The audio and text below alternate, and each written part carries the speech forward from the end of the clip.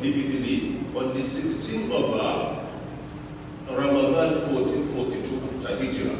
And today by implication is 1 year and 1 day, and we reconvert again to update ourselves about that.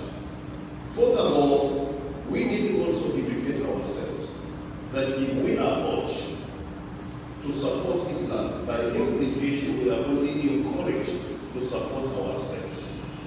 Allah Ta'ala doesn't need our help. With or without us, Allah Ta'ala will integrate and account this religion. It is for our own benefit that we are urged to support and contribute towards the advancement of Islam. And that is what the Quran reminds us by saying, أَنْتُمْ هَؤُلَاءِ تُدْعَوْنَ لِتُنْفِقُوا فِي سَبِيلِ اللَّهِ فَمِنكُم مَّن يَبْخَلُ وَمَن يَبْخَلْ فَإِنَّمَا يَبْخَلُ عَن نَّفْسِهِ وَاللَّهُ الْغَنِيُّ وَأَنْتُمُ الْفُقَرَاءُ وَإِن تَتَوَلَّوْا يَسْتَبْدِلْ قَوْمًا غَيْرَكُمْ ثُمَّ لَا يَكُونُوا أَمْثَالَكُم. This is in Surah Al-Qital or Surah Muhammad, verse 38. Allah Ta'ala says, and to be called, you are called upon, you are invited to spend for the sake of Allah. فَمِنْكُمْ مَن يَبْخَلُ. Some of you are stingy, some of you are negative. وَمَن يَبْخَلْ فَإِنَّمَا يَبْخَلُ عَن نَّفْسِهِ. Whoever withholds, he does it against himself. وَاللَّهُ غَنِيٌّ. Allah is rich. Allah is super rich. He is free of all wants and needs. وَأَنْتُمُ الْفُقَرَاءُ. You are the poor. You need His help. You need Allah's help in your business, in your office, in your family, in your health, in whatever we do. We need Allah's help, but Allah doesn't need our help. He has no any need from us. He only urges us to help in order to determine the level of our compliance and our iman with regards to His messages to us. For in Tatawallah, if we turn away from supporting His religion, from making sacrifice, He will replace you with another group of people, with another caliber of people. And they will never be like you. So by implication, it is a challenge that Allah subhanahu wa ta'ala presents to all of us. You are forced to contribute. If you do it, it's for your own good. And if you fail to do, Allah ta'ala will replace us with another caliber of people, and they will never be like us. And our beloved Prophet, peace and blessings of Allah be upon him, says in a hadith which is agreed upon by Bukhari and Muslim, may Allah have mercy on them. In Muslim hadith number 1010, he says, مَا مِنْ يَوْمٍ إِلَّا وَمَلَكَانِ يَنزِلَانِ يَقُولُ أَحَدُهُمَا اللَّهُمَّ أَعْطِ مُنْفِقًا خَلَفًا وَيَقُولُ الْآخَرُ اللَّهُمَّ أَعْطِ مُمْسِكًا تَلَفًا. There is no day except that two angels will descend, will come down, one of them praying for and the other one praying against. The one praying for will say, oh Allah, whoever sacrifices, whoever helps, whoever donates, oh Allah, increase in his wealth. Oh Allah, compensate him. Oh Allah, give him more and more.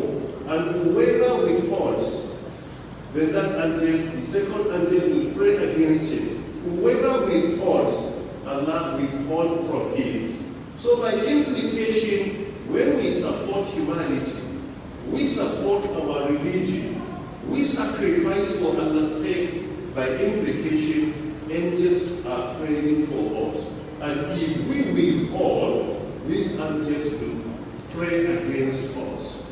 And there is no doubt we need their prayer. Particularly today in Nigeria, we need their prayer. We have been confronted with so many challenges. And we are not in any way underrating the position of Addu'a. If we pray to Allah subhanahu wa ta'ala and do the best we can, what is humanly possible, if both of them are reconciled, inshallah, most of our challenges are going to be eliminated or reduced significantly. And then finally, on this as well, a story of Suleiman al-Mahdi in Saudi Arabia is a good lesson for all Muslims globally to learn how to sacrifice for Allah's sake. He was born in 1920, more than 100 years ago today. He is being nicknamed as from rags to riches. He was born in a very poor family. He started looking for money through going to the border of Saudi Arabia with neighboring countries, supporting people coming to Saudi Arabia for business or for Hajj or Umrah when he was less than 20 years old. And they used to give him a small amount of money to support him. He was staying there only to guide them, to show them the direction to Mecca or Medina, based on where they were heading to. After some days, he became among the most richest people globally according to the Forbes magazine. He is the founder and chairman of Maqari Islamic Bank, the largest Islamic bank globally. He alone traveled to the UK, United Kingdom, to convince them about the benefits of non-interest banking system by telling them both Islam and Christianity disagree with interest. He was able to convince them, and they were able to establish the first department of non-Islamic banking, and he obtained that license. Around 2011, roughly 11 years ago, he invited his family members. At that time, he had 23 children. He asked them what they needed. They told him. He gave them all their need from his wealth, which was around 25% of the entire wealth. At that time, the money he had in cash was 7.7 billion USD. And he had more properties more than that cash. After giving to his children what they wanted, the remaining money was sacrificed to Islam. He donated the entire resources to Islam. And that gave him another nickname, from rags to riches to rags. He said that his financial condition reached zero level twice in his life. The first time when he was born, and the second one when he sacrificed all he had at his disposal. And he said that he feels happy, contented, and at the same time he had peace of mind because he did the second one willingly without any pressure on him. And he's very comfortable with that. He sacrificed that huge amount of money. And he established Suleiman Rajihi Charitable Foundation, taking care of Muslims all over the world, including non-Muslims that are poor and they are needing of his support. Part of their activities, they established a Rajihi University in Maqari in Qasim, Saudi Arabia, with over 30,000 students today, all of them free. He has a Rajihi farm. It is the biggest, largest farm in Africa and Middle East. And that farm was donated $3 In fact, even the house he was living after donating was given to his oldest son. Only what he retained at that time were his clothes, one radio, and a television. Besides them, he couldn't retain even $1 in his account. And he was so happy and contented. Why? Because humanity is benefiting from what he has donated. And that is what wealth is all about. The way and manner you touch people's life positively, that is the benefit of wealth. And this is what Quran draws our attention to by saying, أَنْتُمْ هَؤُلَاءِ تدعون لتنفقوا في سبيل الله فمنكم من يبخل ومن يبخل فإنما يبخل عن نفسه والله الغني وأنتم الفقراء وإن تتولوا يستبدل قوما غيركم ثم لا يكونوا أمثالكم, as in Surah Muhammad verse 13. And also لن تنالوا البر حتى تنفقوا مما تحبون in Surah Al Imran verse that you will never attain Allah's paradise until and unless you sacrifice from what you love. The resources you have in your account, the property you have in Abuja and other places, you have to learn how to make sacrifice. Islam needs you. With or without you, Islam will continue to advance.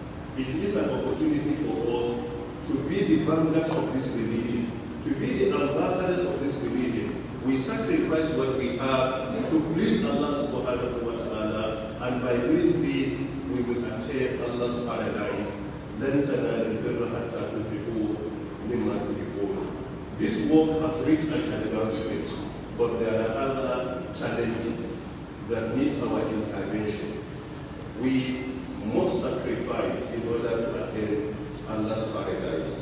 And I think there is no any formal donation to be done today. This event is to update us about what has been done so far, what are the challenges. And it will be a challenge for all of us to go and think deeply what we have and what we need to sacrifice for Allah's sake in order to support this center. Most of the people we see here, they don't need anything from the center. They have been supporting and sacrificing for the center. But what is important, there are millions of Muslims that need center like this. Some of them are poor, some are needy, some of them reverted to Islam recently, some of them live in IDPs, some of them have challenges with regards to their marriages and many more. With this, there is need for us to support this center, because by supporting this center, we are supporting millions of Muslims, including non-Muslims that sometimes come here to ask for help.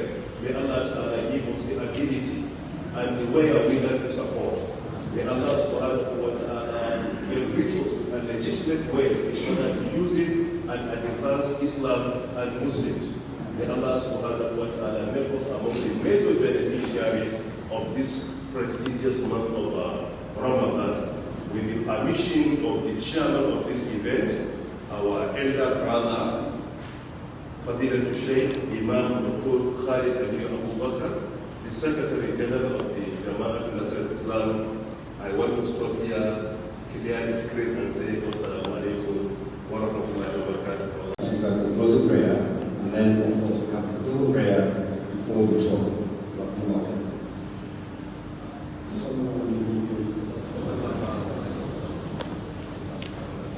اللهم انا نسالك الخير والعافيه والاجل ما علمنا منه وما لم نعلم بعد ونعوذ بك من الشر كله عاجله واجله ما علمنا منه وما لم نعلم اللهم وفقنا لما حابه في الاقوال والاعمال والاحوال ربنا اتنا في الدنيا حسنه وفي الاخره حسنه وقنا عذاب النار سبحان ربك رب العزه عما يصفون سلام على المرسلين والحمد لله رب العالمين.